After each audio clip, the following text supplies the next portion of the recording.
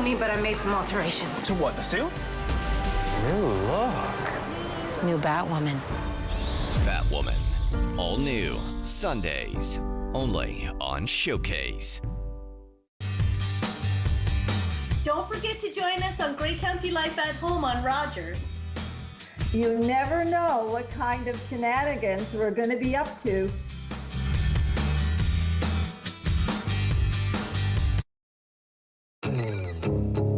The Queen's was one of the first and one of the best. The smell, of the beer. It had been thoroughly abused. Politically, nothing happened. It was a decision that I felt very comfortable making. I'd done my research. It was the single worst decision that council's made in the 13 years that I've been on council. They closed down. I said, where were you supposed to go?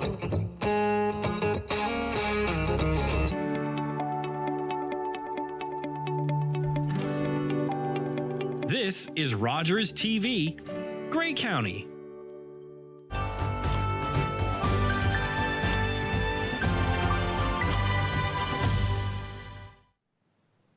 Hi, welcome to Rogers TV COVID-19 special programming. I'm David Shearman. Normally you'd see Carol Merton in this seat, but she's unavailable, so she asked me to cover this show. Just as a word to you who are viewing this, you may wonder why we're not face masked, because we're not in the same studio. Greg Nicol, who is my guest from the Owen Sound Fire and Emergency Services, he's our fire prevention officer, is in his home, and I'm in my basement studio in my home. So we're safely distanced, as we hope everyone will continue to be. Greg, welcome. Good to have you here. Well, it's always a pleasure, David, and thank you for inviting our department and myself on to speak on the things that we're doing in regards to COVID-19, how our processes are, and how we're still providing great service to the city of Owen Sound. Well, it's kind of funny that the fire. I live in the city, of course, and the fire sirens are one of those backdrops to living in the city. And your ears always perk up and you kind of pay attention, because having lived here the number of years I can kind of figure out where the destination is. And I've actually figured out the difference between the sirens on the city fire engines and the inter-township fire engines. Very different, in fact, yeah. if you listen carefully. So it's one of those things. It's kind of dare I say it, the soundtrack to the city. Yeah, must. And obviously, if you're hearing both the sirens, you must live somewhere on the west side too. I do. And there's a difference between the police sirens and the ambulance sirens as well. Because if you generally hear just one siren, it's an ambulance. But if you hear multiple sirens, it's fire engines. I would tend to agree with you on that. When you hear in our community, if you hear our trucks, we'll run with a horn more, our big air horn on our trucks. My colleagues at the Inter-Township Fire Department, they use it, but not as much. And they're going out either generally along 2nd Avenue West and on 10th or up Alpha Street and heading out into George Bluffs that way. Yes. It's one of those, like I say, one of those funny soundtracks of the city that you kind of get used to, kind of like the old Kennedy whistle. Oh yeah. Same thing. Yeah, absolutely. Or the bells of St. George's. Yeah, just some distinct sounds in our community, and then every 6 months the Chichimon. Exactly right. But Greg, you're a fire prevention officer for the Owen Sound Fire and Emergency Services, and that's kind of and we know you've been a guest on Rogers TV many times. Grey County Life, we've talked, and I'm sure other programs. But one of the things that really doesn't stop is your work of fire prevention. It's just an ongoing thing, isn't it? That's right. My office, my colleague Doug McEwen and I, we're working within the confines of the regulations that are put out by the Ministry of Health and our local Director of Public Health. We're working with those, and you can see, I don't have a mask on today, but one of the things we're doing is we're working from home. My computer works as effectively here as it does at my desk. Our IT department through the city has done a phenomenal job of getting us connected, allowing me the databases, allowing me those filing cabinets per se, that I can access and answer those questions for people, lawyers, law offices, real estate companies that are calling and asking for inspections. When we have not the lockdown like where we are now in yellow or green, our office is doing routine inspections. We are making sure that buildings are in compliance with the Ontario Fire Code and other applicable laws. We're making sure that the buildings, the fire alarm systems are working. If people have complaints, if they have concerns, hey, we're here. We're open 24 hours a day, 7 days a week, whether it's not myself or Doug that's going to come and visit. It might be my colleagues if it's an overnight call or a weekend call or a holiday call. My colleagues can come, they can get a hold of me, they know where I am at, and they're well trained. We spend a lot of time with our on-duty staff making sure they're aware of at least the minimum standards and some of the basic things, Ontario Fire Code, so they're aware of, hey, where smoke alarms are required, where carbon monoxide alarms are required, our exits required. We do a lot of discussion about that, so the guys are aware of how the requirements and they're aware of what they should be looking for. So if something's not right, they can easily report back to us as well. Sure. And basically what you're saying is that the work has not stopped. It's just changed a little bit. You've adapted. It's changed a little bit. I'm working from home more, it's got some interesting benefits. It's got some interesting challenges. My colleague and I touch base a number of times a day by cell phone. We are still doing inspections. I'm wearing masks as I go out and interact with the public when I'm in a building, for sure. Our office has been very busy the last number of weeks looking at site plans. We participate with the building department. We work very closely with Kevin and Wes down at City Hall and the planning department. And we look at all the site plans. So when somebody does a development, and we've got a lot of exciting things on the go here in the city of Owen Sound in regards to development, we take a look at those drawings, making sure that they comply with the minimum standards. Hey, can we get a fire truck to that property? Does it require a hydrant? Where's the fire department connection or the sprinkler connection? And we work with the building owner and our I guess the design team of the city to make sure that those buildings, when they come in, they're not going to get an extra cost or an extra fee or something that they weren't expecting. You make a good point there, Greg, because I, as someone who does actually read the city council minutes, if you look at some of the development approvals, I noticed in one, not in the last year or so, one of the things you pointed out to the developer was, hey, this turn radius is a little too tight and you need to adjust that so we can get a fire engine in there. And I really hadn't thought of that. Yeah. The Ontario Building Code has minimum standards, and we don't ask for any more than the minimum standards, but there's a clear minimum standard in the Ontario Building Code is how wide that rail has to be, how long it can be. We don't necessarily have to worry about the incline or decline, but it's all in the Ontario Fire Code. It's minimum standards. And we want to make sure that, hey, our fire trucks can get in, they're accessible, the fire routes are there, and that we can access your building in a timely fashion. And that's what we want, because we want to save lives and do the best on to save property. Absolutely. The quicker we can get there, the easier it is for our guys to get there. It certainly does help in mitigating the situation for sure, David. Now, just in the last couple of weeks, we've had a couple of small fires in our community. The community responded well. Our crews did a great job of extinguishing a couple of small fires. I want to stress to people is making sure that they have working smoke alarms on every level. So let's say you have an attic and it's an older house in the downtown core, and you can get up to that attic and you're storing stuff up there. Or maybe you have a spare bedroom, or maybe you use that as your gym during the COVID gym, or maybe you use it as a storage room, and you can easily access that. Make sure you have a smoke alarm up there, because if a fire starts up there, we want to know that, one, you're going to find out about it, and two, that gives you an early warning. Says, hey, there's a problem in my house, there's a bit of smoke, I better call the fire department. Now, if your house is newer and there's just an attic hatch and you're not going up in that attic, you're not storing anything, it's not somewhere where you ever go, like my house, you don't need a smoke alarm up there. Having said that, though, it's not, you could if you wanted to, but definitely if you have an attic space, make sure you have a smoke alarm in that attic space, in the basement, and on every level. The other thing you hear me talk a lot about, David, is about sleeping with your bedroom door closed. Now, David, you can answer this question if you want. Do you sleep with your bedroom door closed? No, I don't. Now, a lot of people, when I do this, especially when I do this in high school kids, right? I'll say, okay, kids, we're going to talk, because I do a great presentation with them, whether it's virtually or in the classroom, depending on the board. And we talk a lot about doors and smoke alarms. Now, smoke alarms are required in new construction, in every bedroom and on every floor, right? That's a good thing, having a smoke alarm on both sides of the door. Now, a lot of people will sleep with their bedroom door closed, especially if they're young kids or teenagers and looking for privacy, whatever. And they'll have a smoke alarm in the hallway with a closed door between them and the smoke alarm. And you can see the problem here. If a fire starts in the bedroom and there's no smoke alarm, there has to be a lot of smoke in that bedroom for the smoke alarm on the other side of a wood door to activate. So if you're sleeping with your bedroom door closed, have a smoke alarm in there, and it can be a battery operated one. It doesn't have to be connected. Or have your door open a couple of inches so that if a fire does start, you're still getting that privacy, but you're getting an opportunity for that smoke to get out into the corridor and hit the device out in the hall.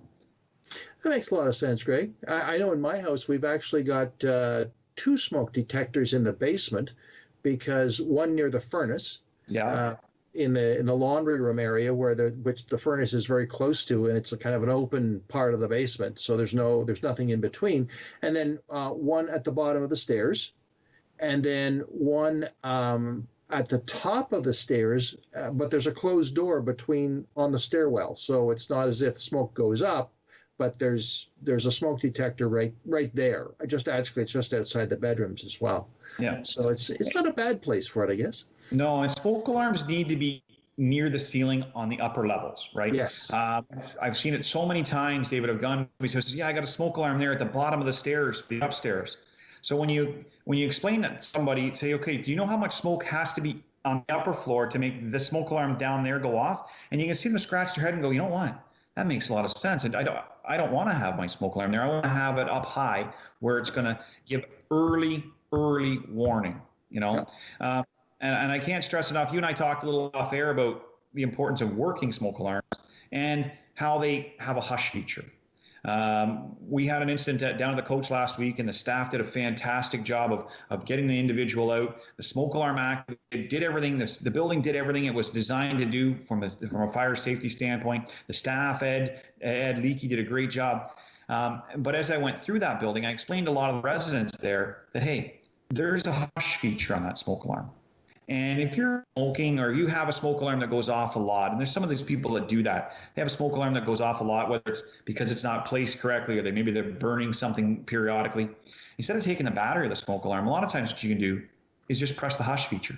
Almost every smoke alarm out in the market today has a hush feature. And what that hush feature does is it allows you to kind of silence your smoke alarm, say, hey, there's not a problem here. Don't need the thing going off. I don't have to take the battery out. And then about 5 or 7 minutes later, the alarm will go chirp, chirp. It's back in business, and you're good to go. So just take a look at that at your house about where to hear the smoke alarm when if it's not an emergency, obviously, that you know how to silence it. Mm-hmm. I think that's a really good point, Greg. The other thing that I wanted to ask you about are the new smoke detectors that are on the market now that are sealed battery. I mean, I recall many times, and it's one of those things that every time change Sunday, you hear the message, well, change the battery in your smoke detector, which is fine. It's not a problem. But there are new sealed battery smoke detectors out there that last up to 10 years, do they not? Absolutely. A lot of the brands, in fact, there's probably about every major brand out there has a 10-year sealed lithium-ion battery device, or a never change your battery device. And there's a couple of reasons for that. One is it makes it, you can't take the battery out, so the device is always going to work for you and your family. Two, the smoke alarms actually do expire. Carbon monoxide alarms do expire. They're supposed to be replaced every 7 to 10 years, depending on the manufacturer's instructions. So that 10-year sealed lithium battery gives you power throughout the life of the device. And as a building owner or somebody that's owns some properties, these are fantastic devices to prevent them from being tampered with. So many times we've seen fires, or I've been to situations where families got off really lucky because they've taken that battery out of the smoke alarm. And once you take the battery of the smoke alarm or the carbon monoxide alarm, or unplug them from the wall or disconnect them, whatever, they're not going to work on your behalf. And Boy, oh boy, nothing would be sadder in our community than to have a predictable, preventable fire occur in a home that didn't have the proper devices on it, and somebody get hurt or even worse. Yeah, it's one of those things that are you kind of think about it and then, oh, okay, this is interesting and new. Let's deal with it. Well, we talked about before we started about wireless alarms that are interconnected. Can you comment on those? Yeah, new onto the market, and again, a lot of the different manufacturers have them, and you could go to the major retailers here in Owen Sound and find them. They're what's called a wireless interconnect. So it's kind of almost like the wireless doorbell technology, if anybody's familiar with that. The devices send signals between each other. So if a smoke alarm goes off, let's say in the basement, the fire starts in the basement, it sends a wireless signal through all devices in the home and tells you that there's a problem. Fantastic ability. New home construction requires hardwired on every level and in every bedroom, right? Which is great. So that very early warning and lots of it. Older houses in our community, they don't have to have that hardwired device, but this is a great option. If your devices are old, you're thinking about replacing them, to go with the wireless battery operated. They're fantastic devices. They work, they set up very, very quickly, set up very, very easily. And I can't say enough good things about them on a renovation or a replacement style project. Now, when I say that, David, if you have hardwired, you need to replace with hardwired. If you can supplement both, that's okay. But hardwired for hardwired, and if you have battery, you can replace with battery. Okay, that's a really interesting thing. Are hardwired smoke alarms common these days, other than in new construction?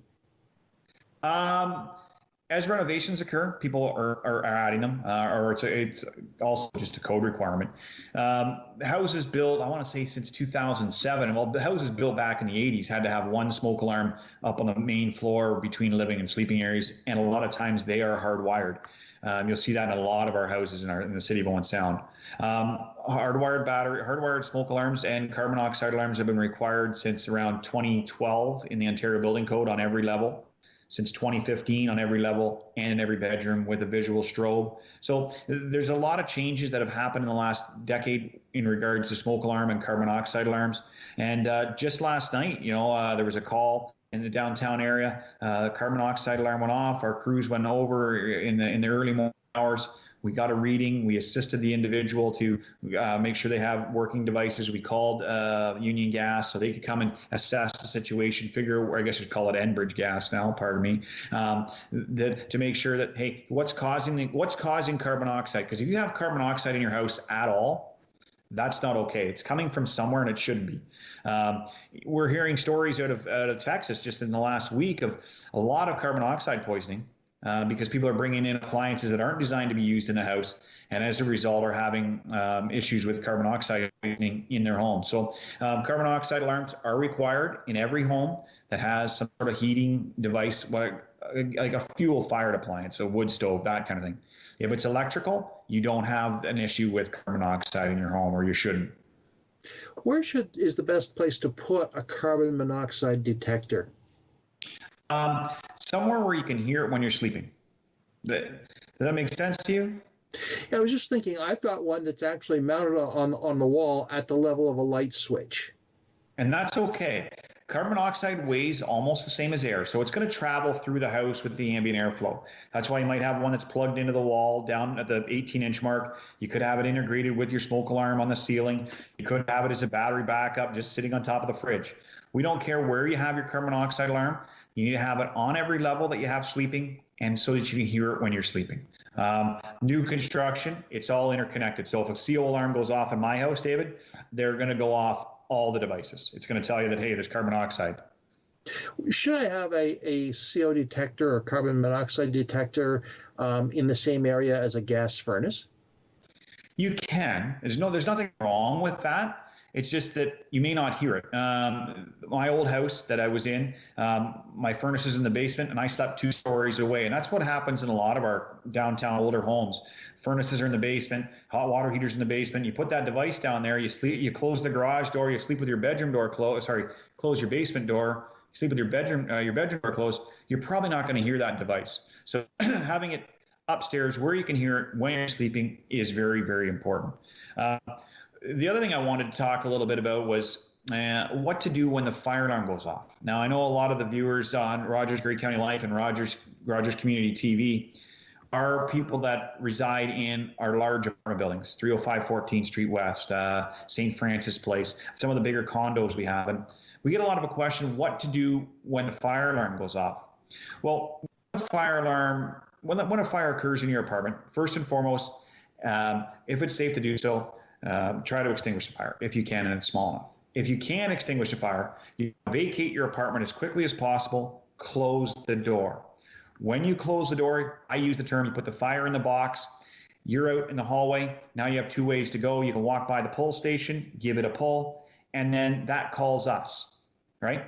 Now, you can also do a 911 backup call. That kind of gives us a lot more information for our responding crews, but that's kind of the general process. Now let's flip that out. Let's say, David, you're at the apartment, you're in your apartment, and you hear the fire alarm go off. Well, if you're physically able to, now is the time to vacate the building. You know, you get out, you might, at this time of year, you might put a jacket on real quick, go out of your apartment, head out to your exit if it's safe to do so. If you come in the hall and there's lots of smoke, don't enter the hall, leave your door closed, pick up the phone and say, hey, it's David Shearman and I'm here in 916 or whatever the apartment is, and I need some assistance. That message will get to my crews, and our crews will then come and assist you or assess, go, David's on floor 2, the fire's on floor 5, not a big deal right now. We'll concern ourselves with the fire on the flip floor. There's a lot of a lot of moving parts there, but generally, when you hear the fire alarm, if you're physically able to, is the time to go. Not using the stairs, using the elevator, using the stairs. Our crews are going to be using the elevators. We've got some great footage from previous fires at the Grey County housing buildings, and what great partners they are to let us look at these videos after the fire to see how the building reacted, to see how our people reacted, to see how the residents reacted. The great footage, David, and it really lets me use those very, very well in training for people to say, oh, Pete, that's what it looks like in the hall. I don't want to go there. And they've been phenomenal partners for us. Grey County Housing, I can't say enough good things about how they maintain their buildings and the things they do, and the partners they are in fire safety from our perspective. Sure. And those are the kinds of things that we need to remember no matter where we live. If you live in a multi-unit building, those are the kinds of important things you need to remember. And because it's slightly different. If you live in a residential home, you just get out and call 911. And then I recall a few years ago, there was a great emphasis on a fire plan, that if you had to leave your house, you at least had a congregation point, a place where you would meet the other people who lived in your home. And I think that's a useful thing to emphasize as well. Absolutely. When a fire starts in your house, and it's a small incipient fire, you maybe put the lid on the pot, right? That kind of thing. That's okay. But if it's what I would say a good working fire, or lots of flame, lots of smoke, and it's not safe to be so, you need to be outside quickly and dialing 911. Some of the fires that have caused a lot of damage in our community is people have tried to put those fires out. They've delayed dialing 911. Then they're looking around for families and pets and things like that where they may be already outside. When a fire occurs in your apartment or in your house, let everybody know. Yell fire, fire, fire. And dial 911. And get out to that safe spot. Like, you don't have to have a sticker on your fridge that says, go to this tree, but you can have a discussion around the dinner table tonight. Hey, if a fire occurs today in our house, you hear the smoke alarm, you can get out safely, where are we meeting? Because what happened is, you wouldn't say, in my family, 3 of the 4 of us go to the front door and the 4th guy goes to the back door. Well, immediately we're going to be thinking, geez, where's the 4th person, right? Is that person okay? Then you're going to make that decision to try to enter into a house that's filled with toxic smoke, superheated gases, and that's not good for you. I think if I want to come back to COVID-19 a little bit, Greg, because we've got about 5 minutes left. One of the big programs for the fire department has been the toy drive. And you work with Intertownship, and you work with Salvation Army, and you work with Grey County, and you guys do a great job. And I've been a part of it. I've had a great time. playing Santa's helper in packing toys, and that's been a great experience. But how did it work this year with COVID-19? Our crews and the community support, our friends at the Rotary, our friends down at Keystone, did a phenomenal job in assisting us to make sure that we had a very Merry Christmas once again. Great community support. Wow, did we ever get a lot of great donations and financial donations and in-kind donations and gifts dropped off that we were able to give out to over 500 kids in our community. Alice and her team down at the Salvation Army provide us with a list. Once we were done with that list, we would give them a call. They would come and pick the bags up this year, and they kind of facilitated the delivery as the people got their food hampers and whatever. They also got their toys at that time. So that went pretty smoothly. Would we like to see us move back to our system we had in the previous years? Absolutely. It's nice to be able to see those people and wish them a Merry Christmas. We really appreciate, from the association's perspective, the council support of this long time tradition in our community and our chief support of this to let us do some of this work while we're on duty and in our off hours. A lot of the time it is spent on off hours, and we look forward to another great year next year. Alice and I talked about things, and we can't say enough good things about the contributions from our community and the support. We're really grateful for that great support, whether it's financial or gifts that have been donated. Well, I wanted to ask you, with regard to the Christmas toy drive, that you can receive donations all year round. Like if someone wanted to say, look, I want to make a donation, to a cash donation or write a check or something, or make a gift to the Christmas toy drive, that can be given through the Salvation Army or dropped at the fire station or whatever, or mailed to the fire department at any time, can it? Absolutely. I mean, the fire department's open 24 hours a day, 7 days a week. And if you have something you want to make that donation, feel free. If you have a fire safety concern, same thing. We're open 24 hours a day, 7 days a week. We can take a look at that situation right away. You can give our office a call at 519-376-2512 and ask to speak to myself or my colleague, Doug McEwen, and we can assist you with those fire safety concerns. You know, it's really good to know that the fire department is waiting our call, but also it's there. Actually, the bigger part of the job is prevention, keeping us safe and making sure we know what to do.